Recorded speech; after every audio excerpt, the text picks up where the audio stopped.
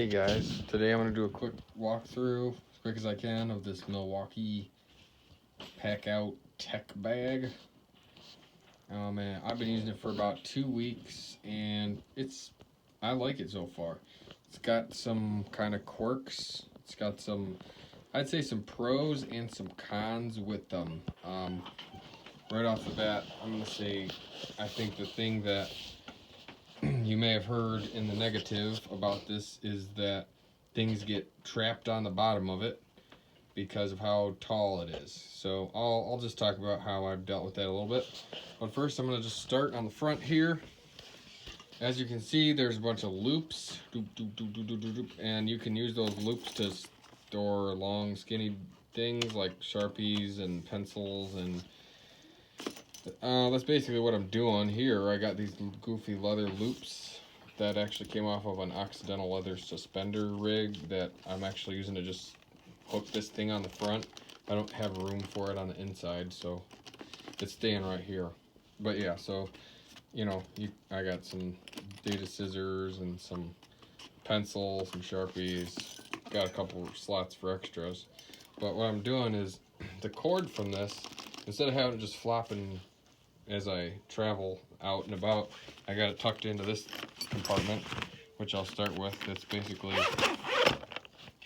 as it turns out, the perfect size for the rapid charger. So I have the rapid charger in here, just sitting in there, nothing fancy, with the loop. I looped the cable up. I don't know if you can really see that. And then the end for it, you know, just enough to reach around, as we often finding ourselves need to do, reaching around. And you know, you can take care of your chargery business just like that. Now when you're, and then when you're done, just cram it back in there.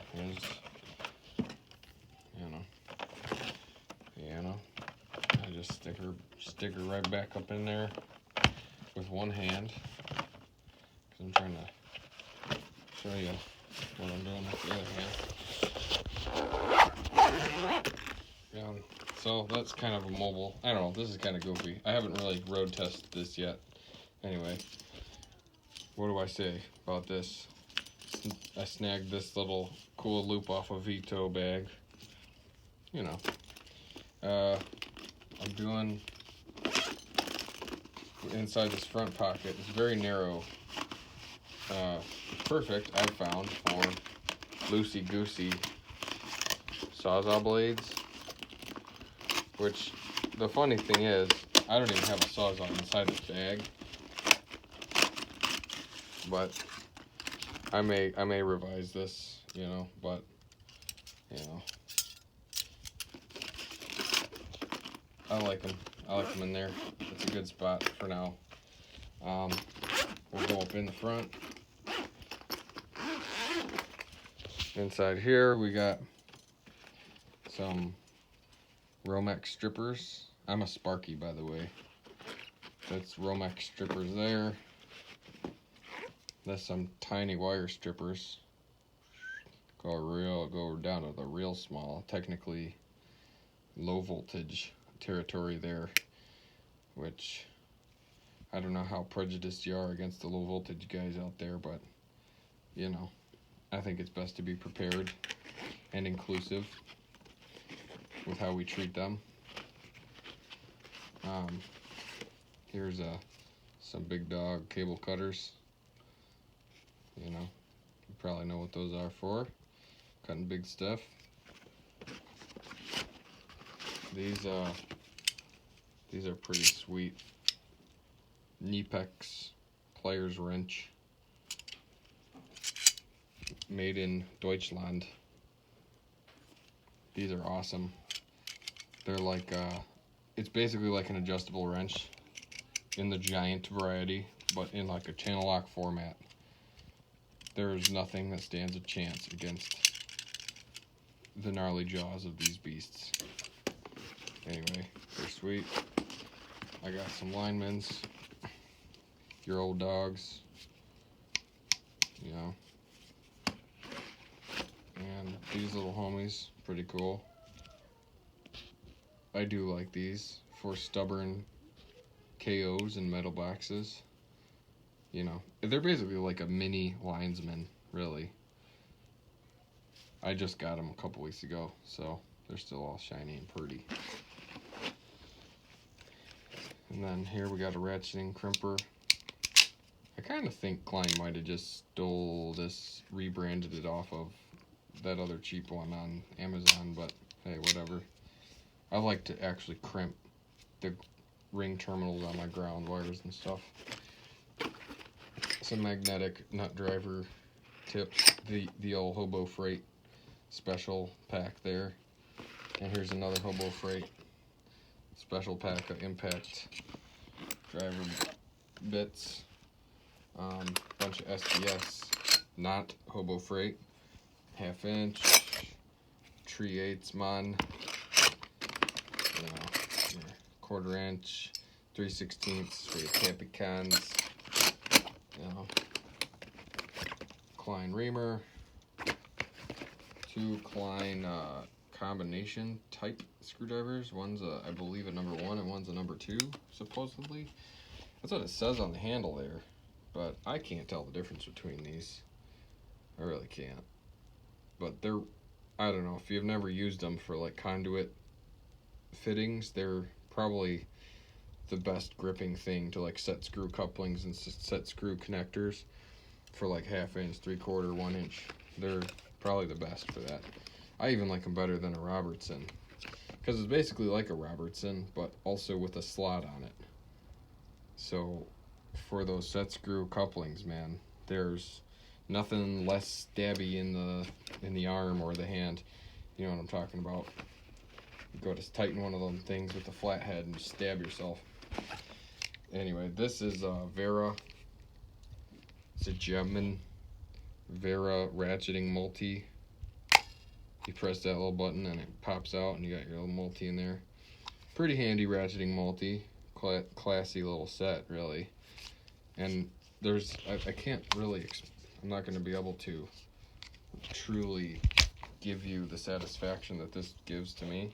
But when you stick this thing in here, that magnet is really beefy.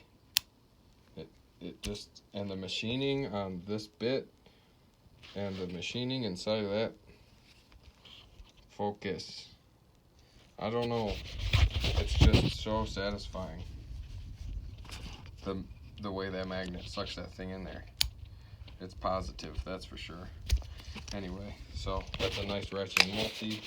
I like to keep it around. Sometimes it's nice to grab a ratcheting multi and not strap your whole rig on. So that's basically walk through that. Oh yeah, I also got these little mini homies, little flush cut snips. They've seen better days,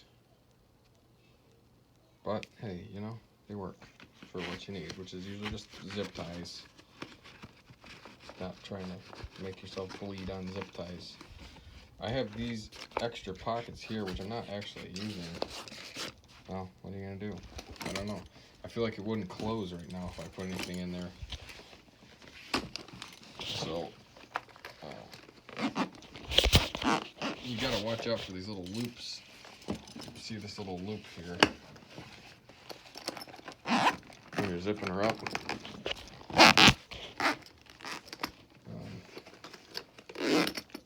It threatens sometimes to not be zipped up because of those little things will catch on the zippers. Anyway, so there's the loops, the side pocket with the charger, the front flap deal.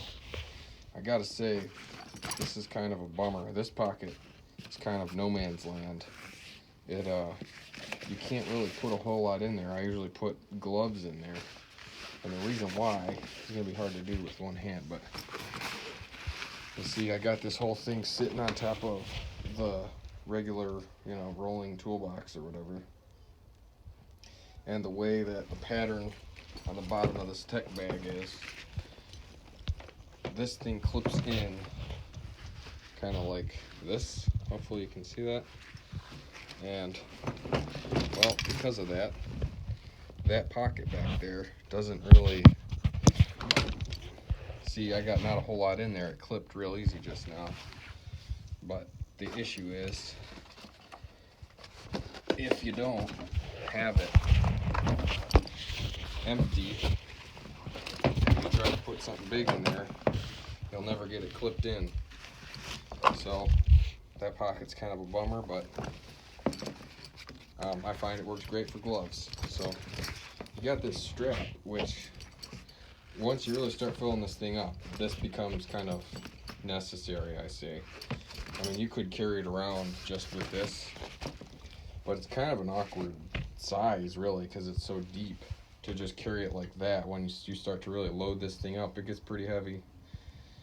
But so just for perspective, I tend to roll around with this thing on the box, locked into the rolling toolbox. I roll this thing around on the toolbox pretty much all day. I don't ever just try to carry it. A quick detour, little radio here with some good old made by Jim Bob propaganda. Pretty sweet little M12 radio. Anyway, the top pouch will unzip,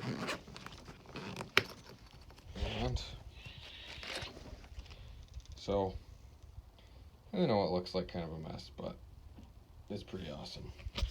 So the number one thing I usually do when I open that up is pull this right out, because that's my little Veto MP2 bag that got loaded up pretty good, and that just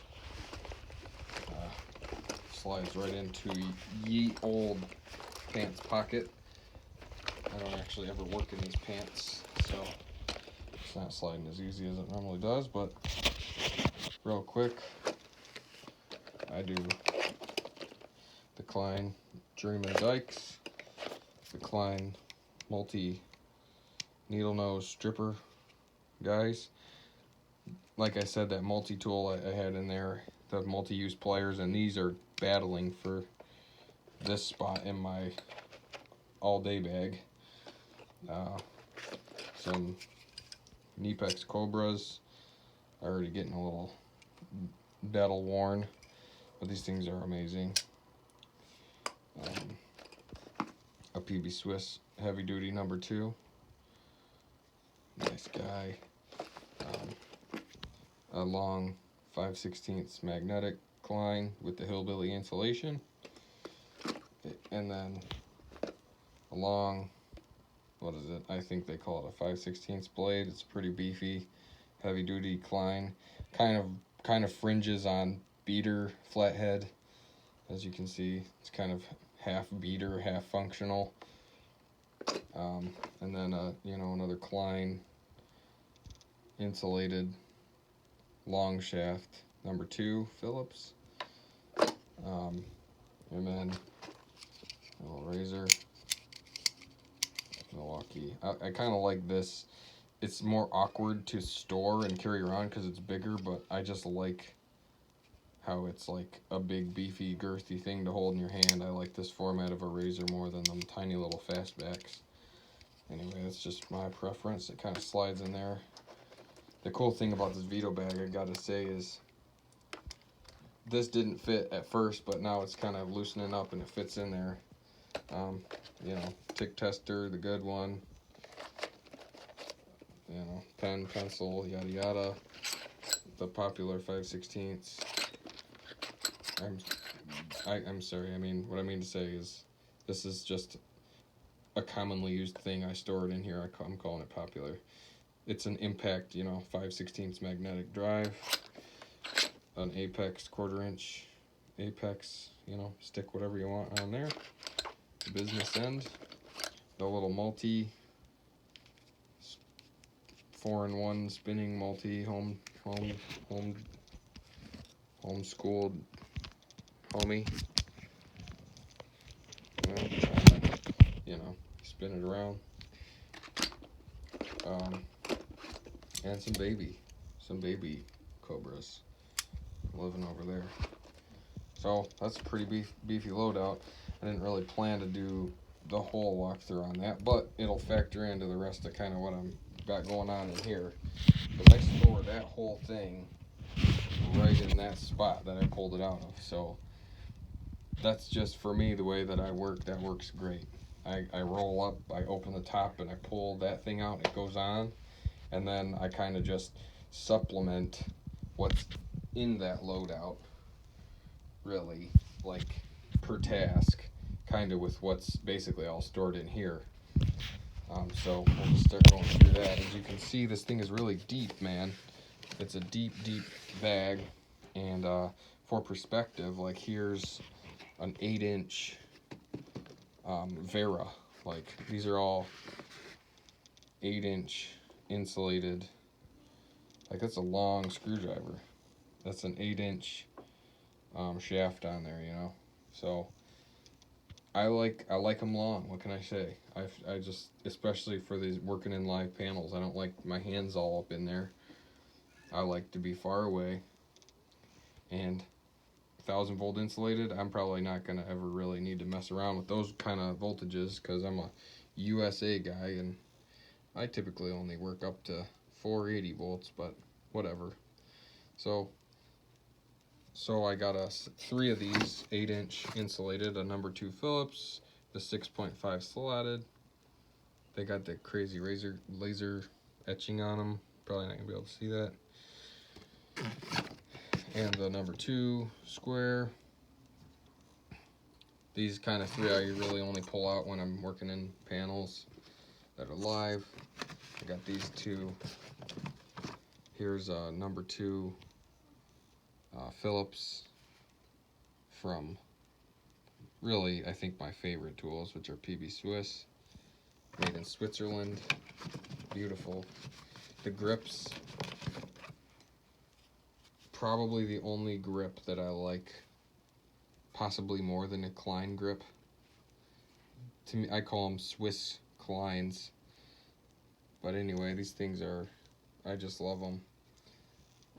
This is a steel cap, you know, heavy duty, number 3 flat Phillips. And the number 2 there. And then I got a set of these insulated. These 1, 2, 3, 4, 5, 6 came as a set from PB Swiss. You got the 5 insulated slotted. You got the 4 insulated, 3, the 1, and then a Phillips number 2 insulated, number 1 insulated, and then I got this because they don't have SAE sized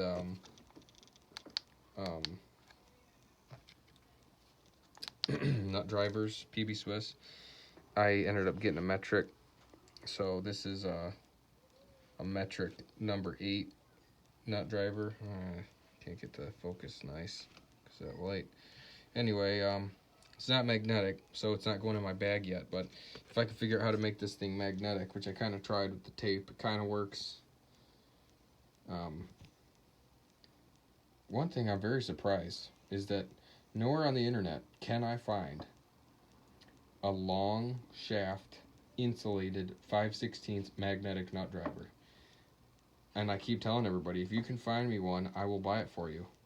So please, anyone, PB Swiss, Klein, somebody, why is there not a long shaft insulated 5/16 magnetic nut driver? Why not? Like, that should be in every electrician's tool pouch, that tool.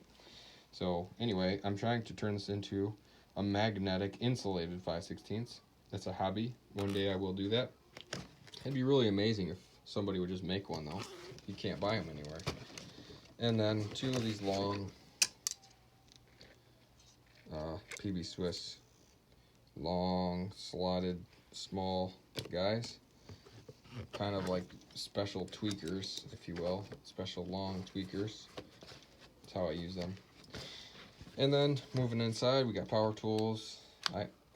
I kind of use this just to drive screws, really. I mean, I guess you could drill with it too, but it's just a, you know, screwdriver, basically. You know, this little guy I just got, and this thing is awesome. It's the little mini grinder, the 3-inch grinder, cut off tool.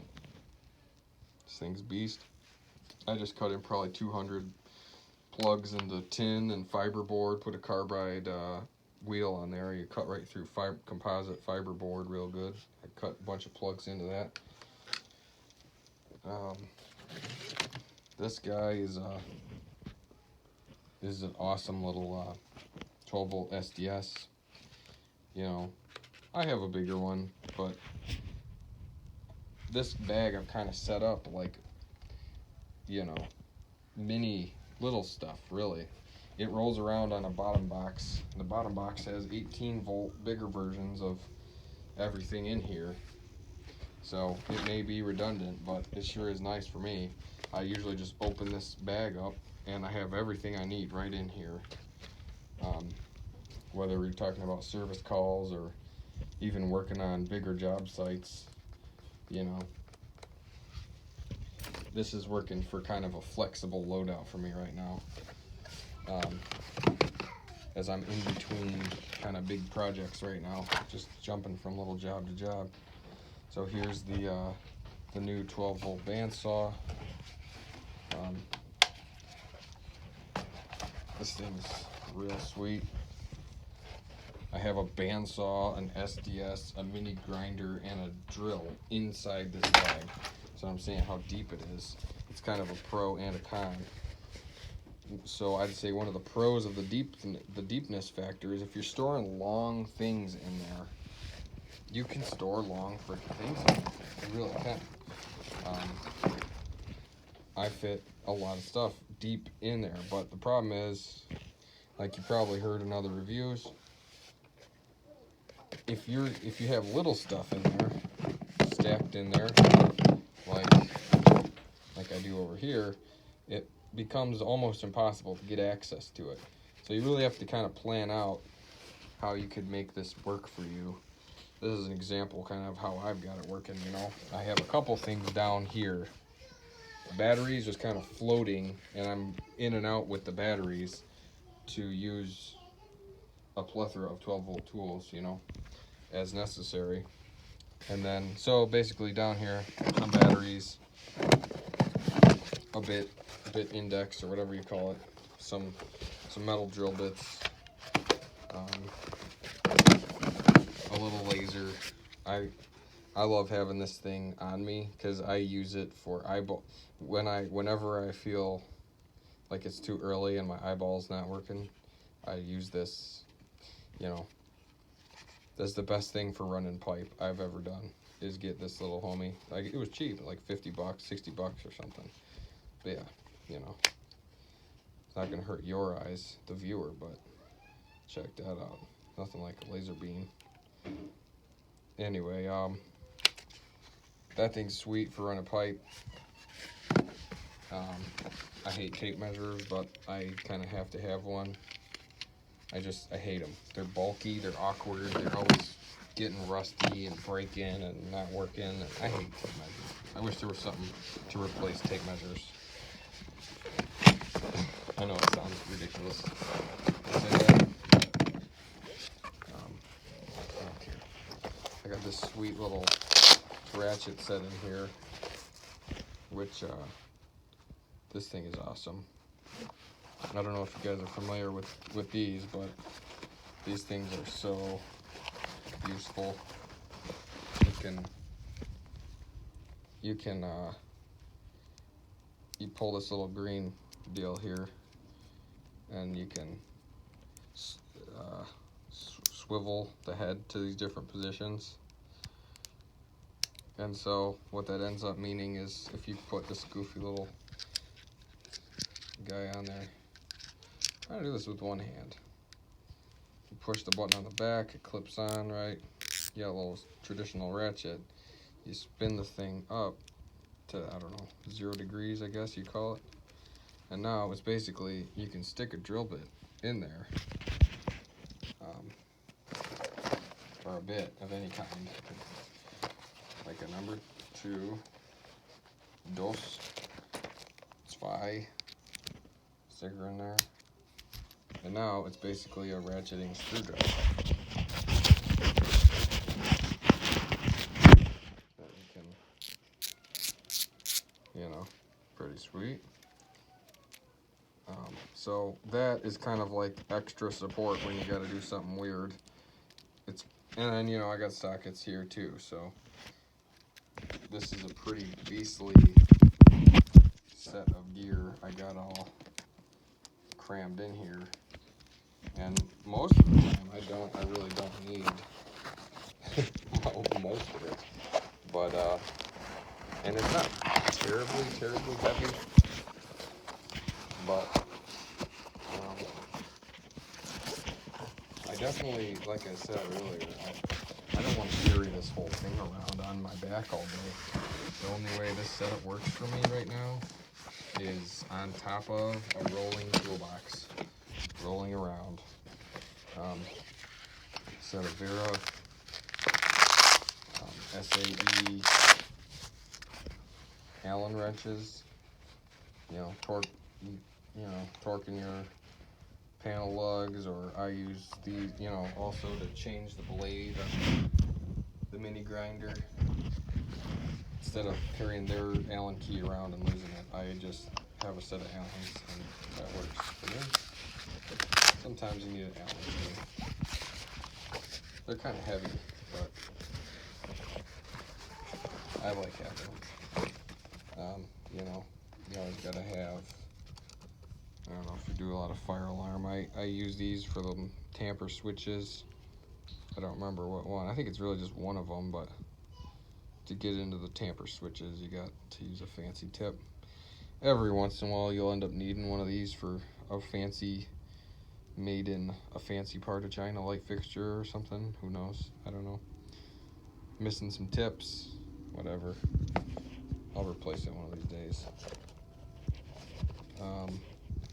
I really like this keyhole saw. I think I've had 1 or 2 stolen from me.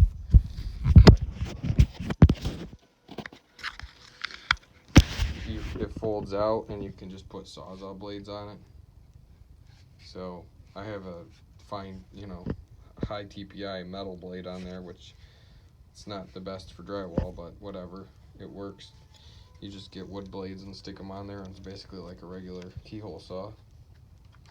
But yeah, so that guy's pretty sweet.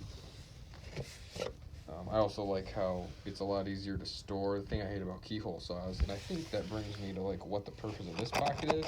I think this pocket would be perfect for a keyhole saw that normally has a fixed blade on it. But I just been sticking drill bits in there that are spiky, stabby. And then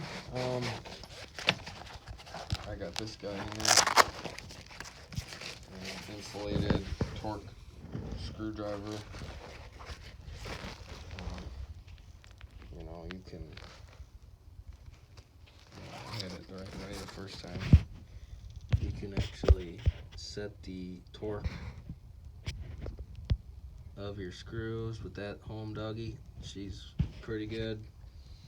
I've been using it recently because I don't know what state you live in, but it's now coding the great state of emergency. I mean, the state of Michigan that we live in now. So yeah, that guy stays in there.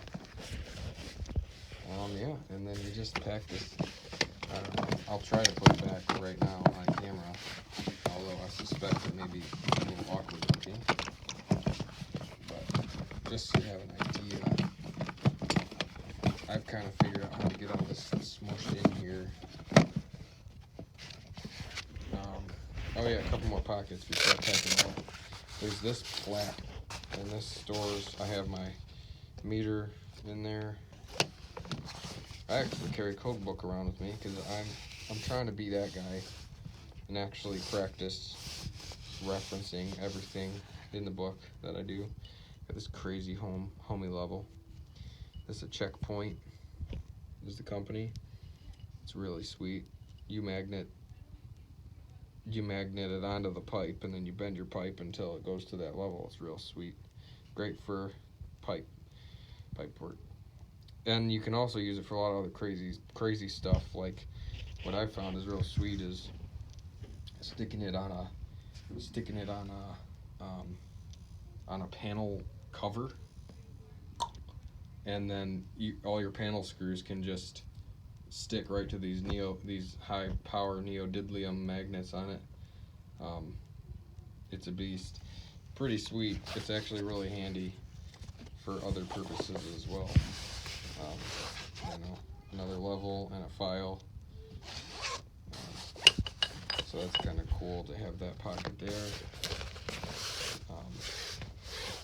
And then this pocket here, I believe is the last one. This zipper guy. Let's see if I can. Some deox, some blades for the mini grinder, more metal blades. A diamond blade that came with it, a carbide,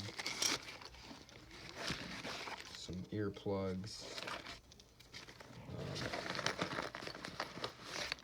unibit. What else?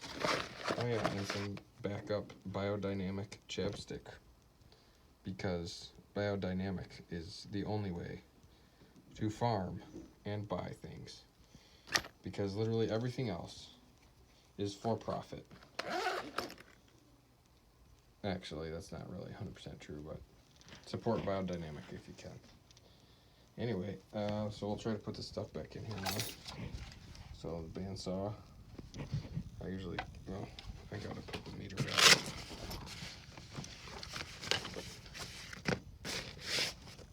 Biodynamic is win. Put the motor down.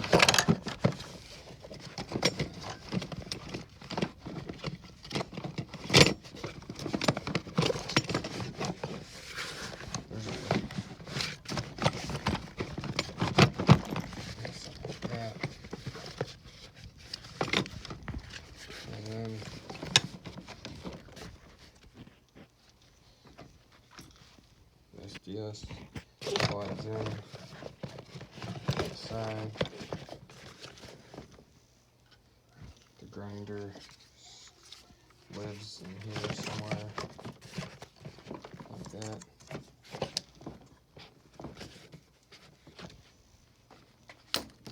Tools, the baggie, something like that, and the drill. Something like that. And that's about it.